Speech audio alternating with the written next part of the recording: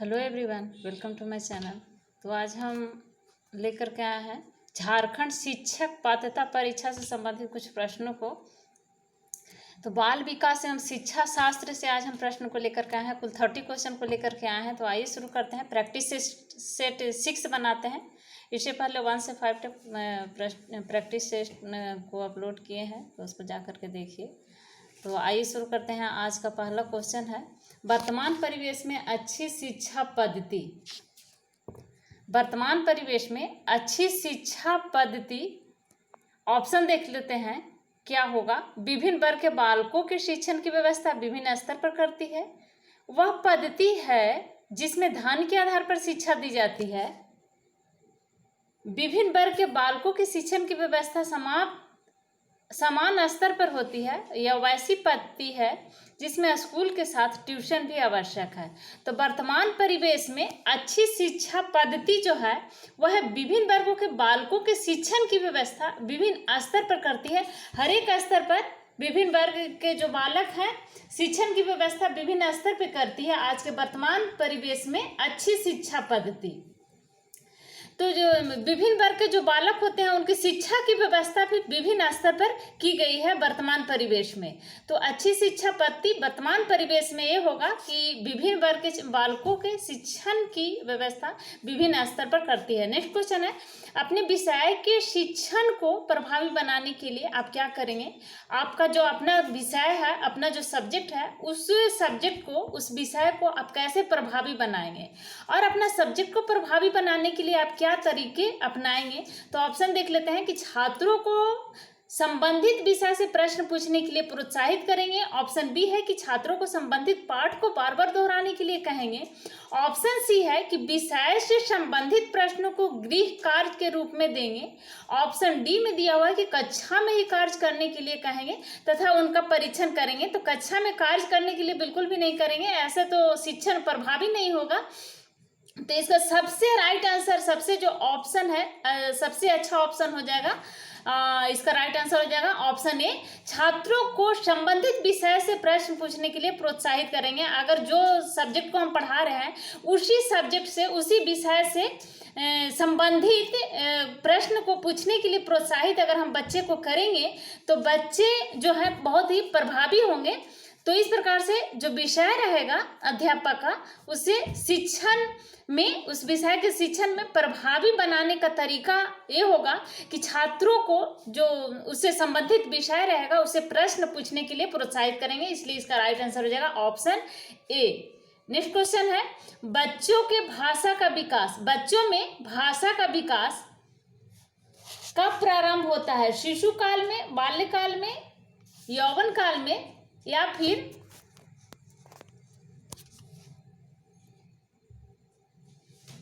बच्चों में भाषा का विकास, ऑप्शन देख लेते हैं, शिशु काल में, बाल्यकाल में, यौवन काल में या फिर गर्भ काल में। तो नहीं, बच्चों में भाषा का विकास शिशु काल से ही हो जाता है। तो इसका राइट आंसर हो जाएगा ऑप्शन ए, शिशु काल। बच्चों में भाषा का विकास शिशु काल से ही शुरू हो जाता है। तो इसका राइट आंसर हो जाएगा ऑप्शन ए। नेक्स्ट क्वेश्चन है, बच्चों में आदतों का विकास कब से होता है। बाल्यावस्था से होता है, शिशु काल से, यह हमेशा रहता है, या गर्भावस्था से होता है। तो बालकों में आदतों का जो विकास होता है, बालक में जो आदत होता है, आदत का विकास का शुरुआत हो जाता है शिशु काल से ही हो जाता है। जो बालक का हैबिट रहेगा, जो आदत रहेगा, शिशु काल से ही शुरू हो जाता है उसका विकास। आदतों का विकास बालक में शिशु काल से ही शुरू हो जाता है। तो नेक्स्ट क्वेश्चन है, बाल्यावस्था, बाल्यकाल में कौन सी आदत ज्यादा होती है। बाल्यकाल में ऑप्शन देख लेते हैं कौन सी आदत ज्यादा होता है। तो ऑप्शन ए में है पढ़ने की, लड़ाई करने की, दूसरों का अनुकरण करने की, इनमें से कोई नहीं। तो बाल्यावस्था में जो सबसे जो आदत ज्यादा होगा वो होगा दूसरों का अनुकरण करना। बच्चे जो है जब बाल्यावस्था में रहते हैं तो दूसरे को अनुकरण करते हैं, अनुकरण करने की प्रवृत्ति उनमें होती है बाल्यावस्था में। बाल्यकाल में जो बच्चे होते हैं दूसरों को देख करके उनको जिस प्रकार से बड़े करते हैं उनका अनुकरण करते हैं, उसी तरह से करने के लिए सोचते हैं। तो अनुकरण करने की जो प्रवृत्ति होगा वो बाल्यकाल में ही होगा। तो दूसरों का अनुकरण करने की प्रवृत्ति होगा, इसका राइट आंसर ऑप्शन सी हो जाएगा। बाल्यकाल में दूसरों का अनुकरण करने की प्रवृत्ति सबसे ज्यादा होती है। नेक्स्ट क्वेश्चन है, बच्चों में अस्थायी ज्ञान कब होता है? जब बच्चे समवाय करके सीखते हैं, जब अध्यापक बच्चों को सिखाते हैं, जब माँ बाप बच्चों को सिखाते हैं, या फिर ऑप्शन डी में दिया हुआ है ये सभी। तो बच्चों के अस्थायी ज्ञान होगा जब बच्चे करके सीखेंगे। कोई भी काम को अगर बच्चे समवाय करके सीखेंगे तो ये अस्थायी होगा, बच्चे भूलेंगे नहीं, अस्थायी रूप से सीख पाएंगे। तो बच्चों में अस्थायी ज्ञान का विकास होगा जब बच्चे समवाय करके सीखेंगे। तो इसलिए इसका राइट आंसर हो जाएगा ऑप्शन ए। नेक्स्ट क्वेश्चन है कि छोटे बच्चे शुरू में अस्पष्ट लिखते हैं, तो क्या कारण है कि शुरू में अस्पष्ट लिखते हैं? तो ऑप्शन देख लेते हैं। वे सीख रहे होते हैं, उनकी उंगलियों की मांसपेशियां जो है, उनकी छोटे बच्चे की उंगलियों की मांसपेशियां विकसित नहीं रहती है, बिल्कुल भी विकसित नहीं रहती है, तो ये भी सही हो सकता है। और ऑप्शन देख लेते हैं, बच्चों में चित्रकारिता कम होती है, ऑप्शन डी में है उनको लिखना नहीं आता है। तो इसका राइट आंसर हो जाएगा ऑप्शन बी, उनकी उंगलियों की मांसपेशियां विकसित नहीं रहती है। छोटे बच्चे जो है शुरू में अस्पष्ट लिखते हैं, इसका कारण ये होगा कि उनकी उंगलियों की मांसपेशियां विकसित नहीं हो पाता है, विकसित उस समय में नहीं होता है, यही कारण है कि वो अस्पष्ट लिखते हैं। छोटे बच्चे अस्पष्ट लिखते हैं, तो उनकी उंगलियों की मांसपेशियां विकसित नहीं रहती है, जिसके कारण वे अस्पष्ट लिखते हैं। तो इसलिए इसका राइट आंसर हो जाएगा ऑप्शन बी। नेक्स्ट क्वेश्चन है, यह वह शक्ति है जिसके द्वारा व्यक्ति अपने संबंध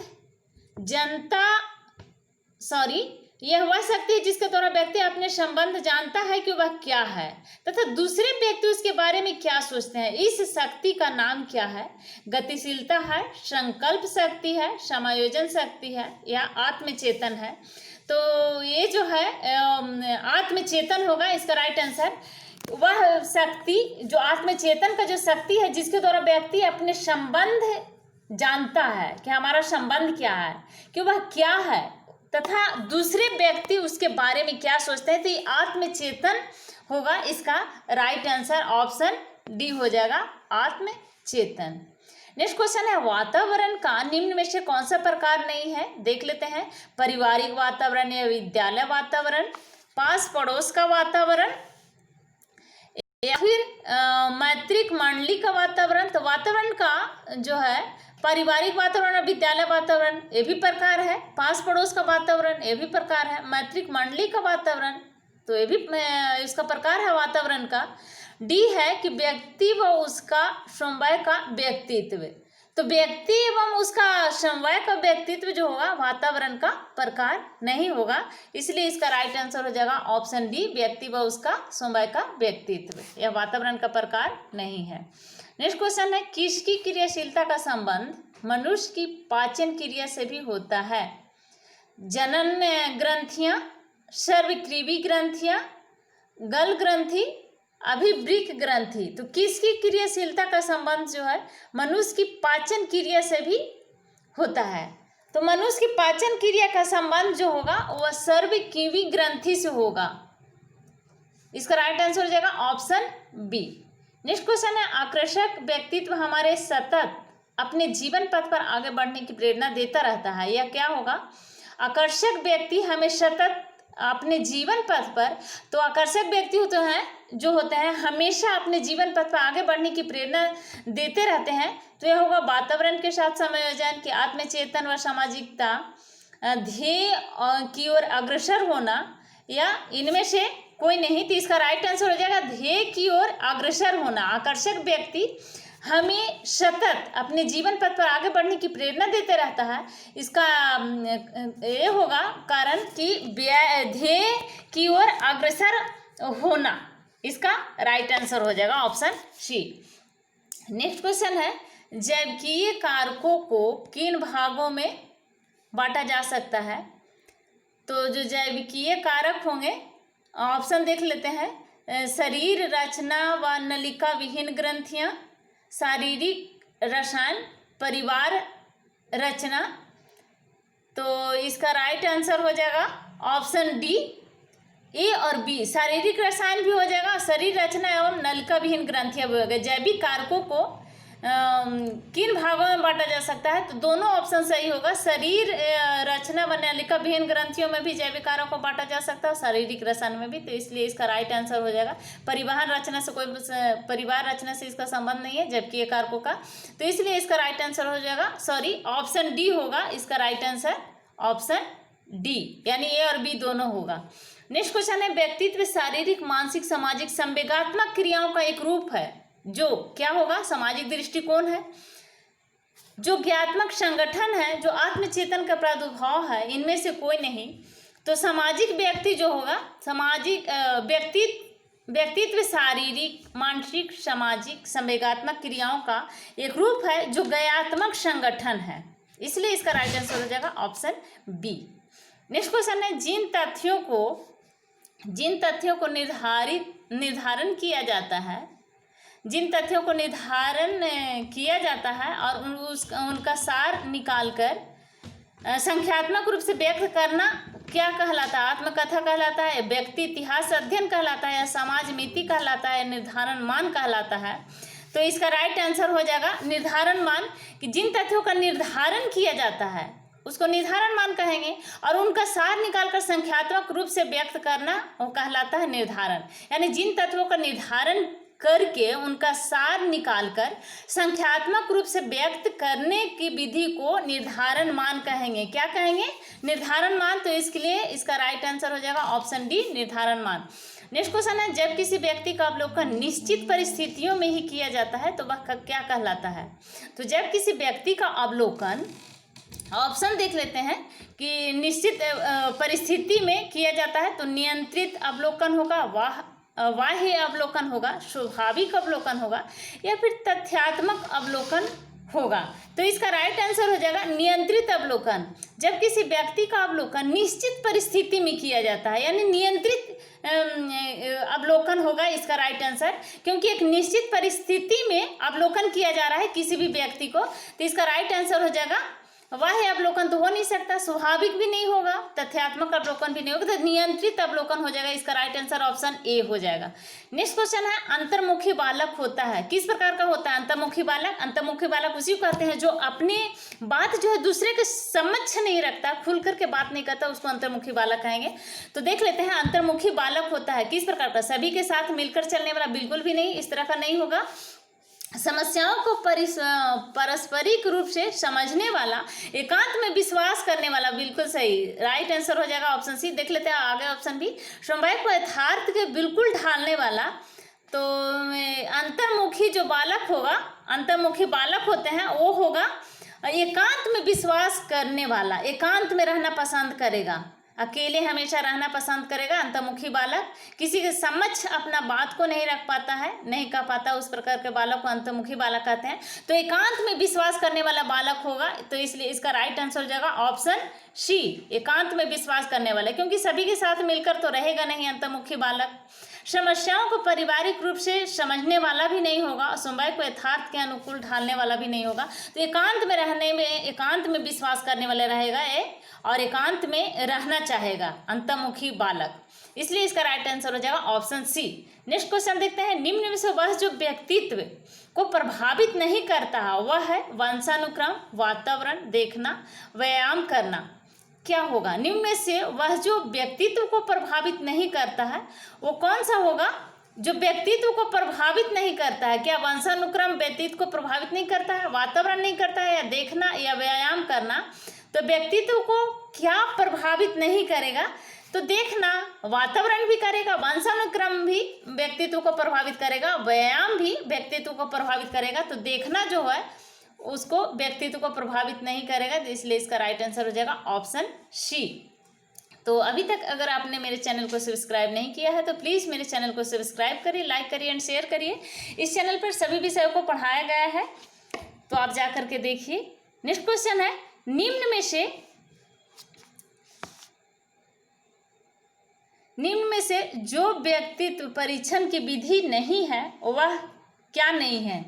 निम्न में से जो व्यक्तित्व परीक्षण की विधि नहीं है क्या निरीक्षण विधि नहीं है, या भ्रमण विधि नहीं है, शारीरिक परीक्षण नहीं है, साक्षात्कार परीक्षण नहीं है, तो क्या होगा इसका राइट आंसर? तो इसका राइट आंसर हो जाएगा निम्न में से जो व्यक्तित्व परीक्षण की विधि नहीं। तो व्यक्तित्व परीक्षण निरीक्षण के द्वारा भी होता है, तो इसलिए ये तो होगा। नहीं पूछ रहा है कि विधि नहीं होगा, तो भ्रमण, भ्रमण से कोई रिलेशन नहीं है व्यक्तित्व परीक्षण का। हाँ, तो यही हो सकता है, यही होगा ऑप्शन बी। नेक्स्ट देख लेते हैं ऑप्शन सी, शारीरिक परीक्षण। तो व्यक्तित्व परीक्षण की विधि है, शारीरिक परीक्षण भी व्यक्तित्व परीक्षण की विधि है, तो ये भी इसका विधि हो जाएगा। नहीं में नहीं पूछ रहा है तो ये नहीं होगा। साक्षात्कार, साक्षात्कार के द्वारा भी व्यक्तित्व परीक्षण किया जाता है, तो इसलिए भी है। तो भ्रमण हो जाएगा इसका राइट आंसर, क्योंकि पूछ रहा है कि व्यक्तित्व परीक्षण की जो विधि नहीं है, तो भ्रमण हो गया। व्यक्तित्व परीक्षण की विधि नहीं है, क्योंकि निरीक्षण, शारीरिक परीक्षण और साक्षात्कार ये सभी व्यक्तित्व परीक्षण की विधि है, इसलिए इसका राइट आंसर हो जाएगा जो व्यक्तित्व परीक्षण की विधि नहीं है वह है भ्रमण। तो राइट आंसर हो जाएगा ऑप्शन बी। नेक्स्ट क्वेश्चन को देखते हैं।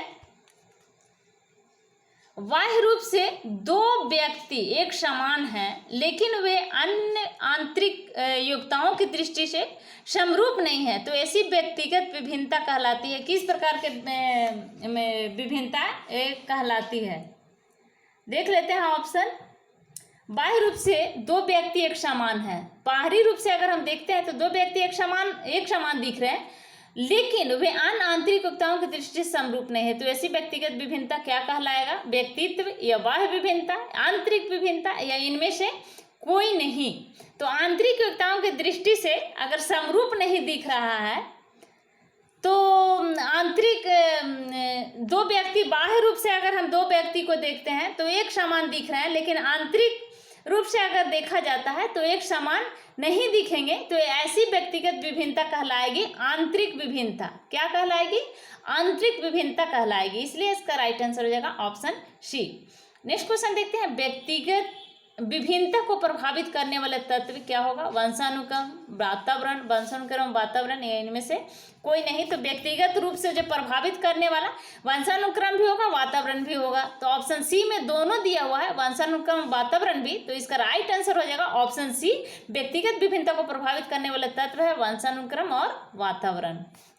नेक्स्ट क्वेश्चन देखते हैं। मनोशारीरिक असमानताओं को कहा जाता है, क्या कहा जाता है? व्यक्तित्व, समायोजन, बाह्य विभिन्नता, या भग्नाशा। तो मनोशारीरिक असमानताओं को क्या कहा जाएगा? मनोशारीरिक असमानता जो होगा उसको बाह्य विभिन्नता कहा जाएगा। मनोशारीरिक असमानता तो बाह्य विभिन्नता, इसका राइट आंसर हो जाएगा ऑप्शन सी। नेक्स्ट क्वेश्चन है। मानसिक विभेद, मानसिक विभेद के अंतर्गत नहीं आता है। क्या नहीं आता है मानसिक विभेद के अंतर्गत? रुचि संबंधी भेद नहीं आता है, योग्यता संबंधी भेद नहीं आता है, स्वभावगत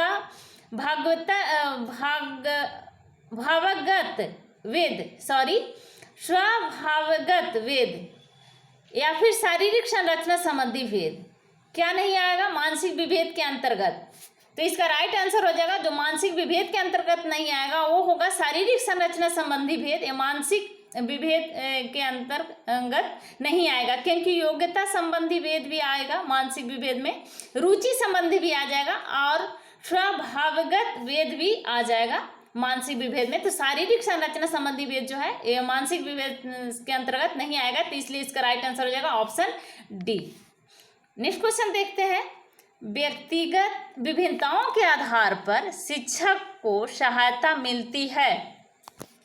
किस प्रकार की सहायता मिलती है शिक्षक को व्यक्तिगत विभिन्नताओं के आधार पर? तो देखते हैं ऑप्शन को। शैक्षिक व व्यावसायिक निर्देशन में, छात्रों के वर्गीकरण में, शिक्षण विधि के चयन में, या इन सभी में। तो इसका राइट आंसर हो जाएगा ऑप्शन डी, इन सभी में, क्योंकि शैक्षिक और व्यावसायिक निर्देशन भी हो जाएगा, छात्रों के वर्गीकरण में और शिक्षण विधि के चयन में भी व्यक्तिगत विभिन्नताओं के आधार पर शिक्षक को सहायता मिलती है, इसलिए इसका राइट आंसर हो जाएगा ऑप्शन डी। ऑप्शन डी हो जाएगा इसका राइट आंसर, इन सभी।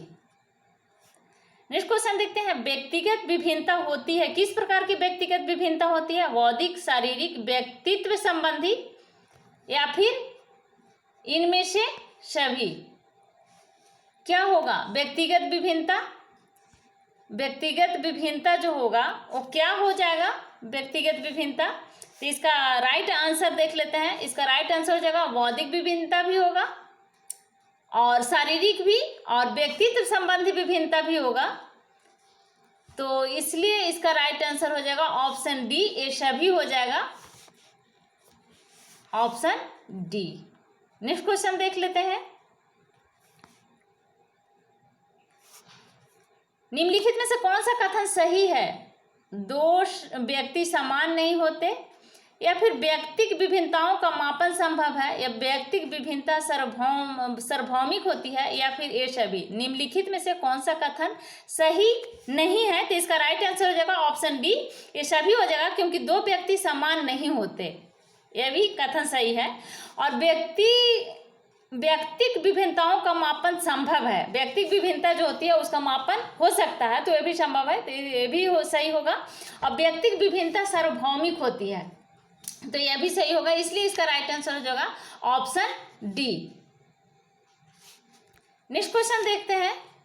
ऑप्शन डी हो जाएगा इसका राइट आंसर। नेक्स्ट क्वेश्चन को देखते हैं। भारत में अशिक्षा के प्रमुख कारण क्या है? आनंदमयी शिक्षा प्रणाली की कमी, या बच्चों में प्रेरणा तथा जिज्ञासा की कमी, या फिर भौतिक साधनों का न होना, या फिर ये सभी। तो भारत में अशिक्षा का प्रमुख कारण क्या है? भारत में जो अशिक्षा है उसका क्या प्रमुख कारण है? तो इसमें तो आनंदमयी शिक्षा प्रणाली की कमी भी है, जो बच्चों को शिक्षा, इस तरह का शिक्षा प्रणाली नहीं दिया जा रहा है जिसमें बच्चों को आनंद आए, शिक्षण ग्रहण करने में आनंद आए, ताकि इसको बच्चे के अंदर रुचि पैदा हो। तो इस प्रकार का शिक्षा प्रणाली भी नहीं की कमी है। और ऑप्शन बी को देखते हैं कि बच्चों में प्रेरणा तथा जिज्ञासा की कमी भी है, तो इसलिए ये भी हो जाएगा। ऑप्शन सी को देखते हैं, भौतिक साधनों का ना होना, भौतिक साधन का ना होना भी बहुत बड़ा कारण है, बहुत बड़ा कमी है, तो इसलिए इसका राइट आंसर हो जाएगा ऑप्शन डी, ये सभी हो जाएगा। नेक्स्ट क्वेश्चन को देखते हैं। 3 से 5 वर्ष आयु के बालकों को शिक्षा प्रदान की जाती है। किस प्रकार की शिक्षा प्रदान की जाती है? 3 से 5 वर्ष के आयु के बच्चों को औपचारिक, अनौपचारिक, निरौपचारिक, या फिर इनमें से कोई नहीं। तो 3 से 5 वर्ष के बच्चों को, आयु के बालकों को शिक्षा प्रदान की जाती है, वो हो जाएगा, इसका राइट आंसर हो जाएगा ऑप्शन बी, अनौपचारिक शिक्षा दी जाती है। 3 से 5 वर्ष के आयु के बालक का अनौपचारिक शिक्षा दी जाती है, इसलिए इसका राइट आंसर हो जाएगा ऑप्शन बी। नेक्स्ट क्वेश्चन को देखते हैं। 3 से 5 वर्ष आयु के बालकों को शिक्षा प्रदान करने की व्यवस्था क्या कहलाती है? किस प्रकार की व्यवस्था कहलाती है जो 3 से 5 वर्ष के आयु के बालकों को शिक्षा प्रदान की जाती है? पूर्ण प्राथमिक शिक्षा, या प्राथमिक शिक्षा, या उत्तर प्राथमिक शिक्षा हो जाएगा। तो इसका राइट आंसर जो होगा पूर्व प्राथमिक शिक्षा होगा। 3 से 5 वर्ष के आयु के बालकों को शिक्षा प्रदान करने की जो व्यवस्था है उसको कहा जाएगा पूर्व प्राथमिक परीक्षा। प्राथमिक परीक्षा से पहले का जो शिक्षा दिया जाता है उसको 3 से 5 वर्ष के आयु से पहले यह शिक्षा दी जाती है, इसलिए उसको पूर्व प्राथमिक शिक्षा कहा जाता है। नेक्स्ट क्वेश्चन है, अशिक्षा उन्मूलन के लिए आवश्यक है। क्या है अशिक्षा उन्मूलन के लिए आवश्यक? तो अशिक्षा उन्मूलन के लिए जो आवश्यक है देख लेते हैं ऑप्शन। प्राथमिक शिक्षा को व्यापक बनाया जाए, या निःशुल्क शिक्षा की व्यवस्था की जाए, या इनमें से कोई नहीं, या फिर ए और बी, ए और सी दोनों।